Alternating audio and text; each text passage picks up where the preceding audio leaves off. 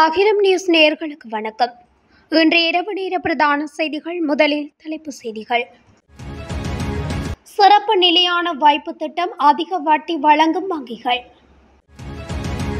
இலங்கையில் விமான விபத்துக்களை ஆய்வு செய்ய விசேட சட்டமூலம், நலிந்த ஜேதிச தெரிவிப்பு. யாழில் எரிபொருள் குறித்து வெளியான அதிரடி அறிவிப்பு. கொழும்பு மாநகர சபையின் பெண் உறுப்பினர் மீது தாக்குதல். மேல்கொத்மலை நீர்த்தேக்கத்தின் வான்கதவு திறப்பு.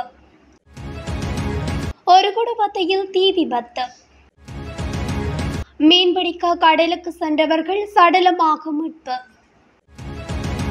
பல மாவட்டங்களுக்கு மண் சரிவு அபாய எச்சரிக்கை. இயந்திர கோளாறால் விபத்தில் சிக்கிய மோட்டார் சைக்கிள், ஒருவர் பலி. தொடர்பான விரிவான செய்திகள். இலங்கையில் 2025ஆம் ஆண்டுக்கான வரவு செலவு திட்டத்தில் முன்வைக்கப்பட்ட யோசனையில் முதியோருக்கான சிறப்பு நிலையான வைப்பு திட்டத்தை செயல்படுத்த அரசாங்கம் முடிவு செய்துள்ளது. அதற்கமைய நிதி திட்டமிடல் மற்றும் பொருளாதார மேம்பாட்டு அமைச்சராக ஜனாதிபதியால் முன்வைக்கப்பட்ட சிறப்பு நிலையான வைப்பு திட்டத்தை செயல்படுத்த அமைச்சரவை ஒப்புதல் அளித்துள்ளது. இந்த திட்டம் அடுத்த மாதம் 1ஆம் தேதி முதல் டிசம்பர் மாதம் 31ஆம் தேதி வரையிலான காலகட்டத்தில் 60 வயது அல்லது அதற்கு மேற்பட்ட இலங்கை குடிமக்களால் திறக்கப்படும் நிலையான வைப்புகளுக்கு செயல்படுத்தப்படும். நிலையான வைப்பு காலம் 12 மாதங்கள் மற்றும் அதிகபட்ச வைப்பு மதிப்பு 1 மில்லியன் ரூபாவாகும். பொதுவாக வங்கியின் நிலையான வட்டி வீதத்திற்கு மேலதிகமாக வருடாந்தம் 3% சேர்க்கப்படும் தொகை அல்லது உரிய வங்கியினால் வெளியிடப்பட்ட நிலையான வைப்பு வட்டி விகிதம் ஆகியவற்றில் அதிகமான வட்டி வீதம் செலுத்தப்படும். இந்த திட்டத்தில் முழு திட்டத்திற்கும் வட்டி செலுத்துவதற்கு 30 பில்லியன் ரூபாய் ஒதுக்கீடுகள் உள்ளதாக அறிவிக்கப்பட்டுள்ளது.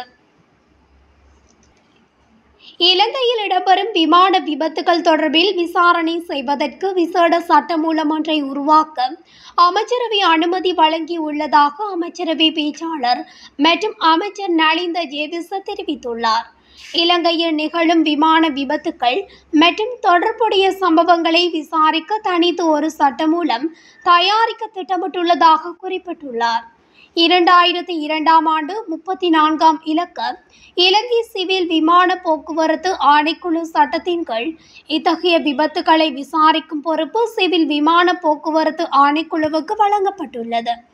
2016ஆம் ஆண்டு நாடளாவிய விமான விபத்துக்களை விசாரிக்க விமான விபத்து விசாரணை பிரிவை அமைப்பதற்கான முன்வைக்கப்பட்ட யோசனைக்கு அமைச்சரவை ஒப்புதல் வழங்கியிருந்தது. இதனை அடிப்படையாக கொண்டு சட்ட வரைவொன்று உருவாக்கப்பட்டுள்ளது.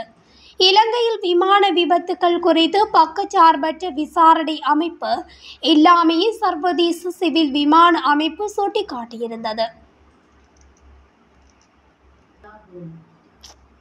எரிபொருள் பற்றாக்குறை குறித்த போலி மற்றும் தவறான செய்திகளால் பொதுமக்கள் ஏமாற வேண்டாம் என அமைச்சரவை பேச்சாளர் அமைச்சர் நலிந்த ஜேதிச தெரிவித்துள்ளார்.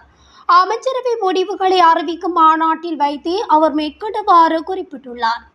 ஈரான் இஸ்ரேல் பகுதிகளில் நிலவும் போர் சூழல் காரணமாக இலங்கையில் எரிபொருள் பற்றாக்குறை ஏற்படக்கூடும் என்று சமூக ஊடகங்களில் பரவும் தவறான செய்திகளை அவதானிக்க கூடியதாக உள்ளதாகவும் அமைச்சரவை பேச்சாளர் அமைச்சர் நலிந்த ஜேதிச தெரிவித்துள்ளார். மேலும் அடுத்த 2 மாதங்களுக்கு தேவையான எரிபொருள் இருப்பு இலங்கை பெட்ரோலிய கூட்டுத்தாபனத்திடம் உள்ளதாகவும் அமைச்சரவை பேச்சாளர் அமைச்சர் சுட்டிக்காட்டியுள்ளார். எனவே பொதுமக்கள் போலி செய்திகளை நம்பி ஏமாற வேண்டாம் எனவும் அமைச்சரவை பேச்சாளர் அமைச்சர் நலிந்த ஜேதிச கேட்டுக்கொண்டுள்ளார். கொழும்பு மாநகர சபையின் உறுப்பினர் சந்தமாளி உளுவிடக்கே மீது தாக்குதல் நடத்தப்பட்டுள்ளதாக போலீசார் தெரிவித்தனர். தாக்குதலில் காயமடைந்த சந்தமாளி உளுவிடக்கே சிகிச்சைக்காக கொழும்பு தேசிய வைத்தியசாலையில் அனுமதிக்கப்பட்டுள்ளதாக போலீசார் தெரிவித்தனர். ஐக்கிய தேசிய கட்சியின் கொழும்பு மாநகர சபை உறுப்பினரே இவ்வாறு காயமடைந்துள்ளார். சந்தமாளி உளுவிடக்கே கொழும்பு மாநகர சபை கூட்டத்தில் கலந்து கொண்டு பின்னர் தனது அலுவலகத்துக்கு சென்றிருந்த போது தாக்குதல் நடத்தப்பட்டதாக தெரிவிக்கப்பட்டுள்ளது. மேல் கொத்மலை நீர்த்தேக்கத்தின் வான்கதவு ஒன்று திறக்கப்பட்டுள்ளதாக தெரிவிக்கப்பட்டுள்ளது. குறித்த பகுதியில் நிலவும் மழையுடனான வானிலையை அடுத்தே வான்கதவு திறக்கப்பட்டுள்ளதாக கொத்மலை நீர்த்தேக்கத்துக்கு பொறுப்பான பொறியியலாளர்கள் தெரிவித்துள்ளனர். அத்துடன் எதிர்வரும் காலங்களில் மழையுடனான வானிலை தீவிரமாகும் பட்சத்தில் ஏனைய வான்கதவுகளையும் திறப்பதற்கான சாத்தியம் நிலவுவதாக அவர்கள் குறிப்பிட்டுள்ளனர். எனவே கொத்மலை நீர்த்தேக்கத்தை அண்டிய பகுதிகளில் வசிக்கும் மக்கள் மிகுந்த அவதானத்துடன் இருக்குமாறும் அறிவுறுத்தப்பட்டுள்ளனர். கிராண்ட்பாஸ் போலீஸ் பிரிவுக்குட்பட்ட ஒருகுடவத்தை பகுதியில் குடிரூட்டி பழுது பார்க்கும் நிறுவனத்தில் எரிவாயு கசிவின் காரணமாக தீப்பரவல் ஏற்பட்டுள்ளது.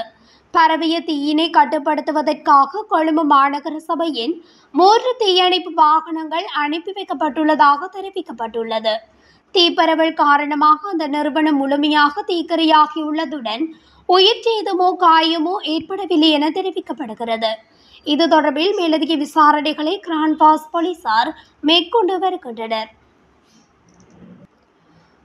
மொரட்டுவை எகடவுயன போலீஸ் பிரிவுக்குட்பட்ட முகத்துவாரம் மீனவ துறைமுகத்துக்கு அருகில் நேற்று மீன்பிடிப்பதற்காக 2 மீனவர்கள் கடலுக்கு சென்று கரைக்கு திரும்பிய நிலையில் மீன்பிடி படகு கவிழ்ந்து விபத்துக்குள்ளானதில் காணாமல் போன 2 மீனவர்களின் சடலங்கள் இன்று போலீசாரால் மீட்கப்பட்டுள்ளன. கடற்படையினரின் உதவியுடன் காணாமல் போனோரை மீட்கும் பணியில் ஈடுபட்டிருந்த போது மொரட்டுவை கடற்கரை பகுதியில் கரையொதுங்கியிருந்த நிலையில் போலீசாரால் குறித்த சடலங்கள் மீட்கப்பட்டுள்ளன. படகு கவிழ்ந்த இடத்தில் இருந்து 200 மீட்டர் தொலைவில் குறித்த சடலங்கள் மீட்கப்பட்டுள்ளன. மொரட்டுவை பகுதியில் வசித்த 39 மற்றும் 52 வயதுடைய இருவரே இவ்வாறு உயிரிழந்துள்ளனர். இந்த சம்பவம் தொடர்பில் மேலதிக விசாரணைகளை எகடவுயன போலீசார் முன்னெடுத்து வருகின்றனர். நிலவும் சீரற்ற காலநிலை காரணமாக பல மாவட்டங்களுக்கு மண் சரிவு அபாய எச்சரிக்கையை தேசிய கட்டிட ஆராய்ச்சி நிறுவனம் விடுத்துள்ளது.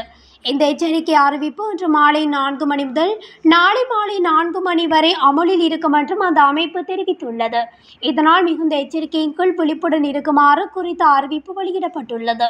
இதன்படி கொழும்பு மாவட்டத்தில் பாதுக்க, களுத்துறை மாவட்டத்தில் அகலவத்தை, வளலாவட்டு, பாளையந்தனுவர, புலட்சிங்கலம், கண்டி மாவட்டத்தில் கங்கை இகலகு கோரிலம், கேகாலை மாவட்டத்தில் தெரணியகலம், எட்டியந்தோட்டை, தெஹியோவுட்ட, நுவரெலியா மாவட்டத்தில் அம்பகமுவ, ரத்தினபுரி மாவட்டத்தில் குருவிட்ட, எகலியகொட, பெல்மடுல்ல, எலப்பாத, கலவான, நிவிதிகல, அயகம மற்றும் இரத்தினபுரி ஆகிய பிரதேச செயலக பிரிவுகளுக்கு இந்த எச்சரிக்கை விடுக்கப்பட்டுள்ளமை குறிப்பிடத்தக்கது. அனுராதபுரம் பாதனிய வீதியில் 72வது கிலோமீட்டர் மைல்கள் அருகில் இடம்பெற்ற விபத்தில் ஒருவர் உயிரிழந்துள்ளதாக தலாவ போலீசார் தெரிவித்தனர். இந்த விபத்து இன்று அதிகாலை இடம்பெற்றுள்ளது.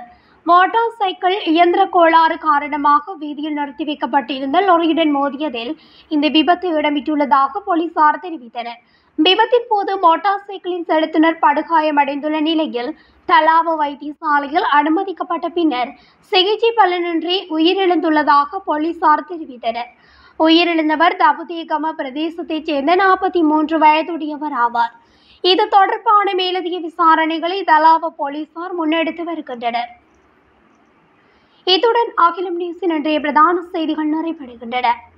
தொடர்ச்சியாக செய்திகளை அறிந்து கொள்ள அகிலம் நியூஸ் ஊடகத்துடன் இணைந்திருங்கள். நன்றி, வணக்கம்.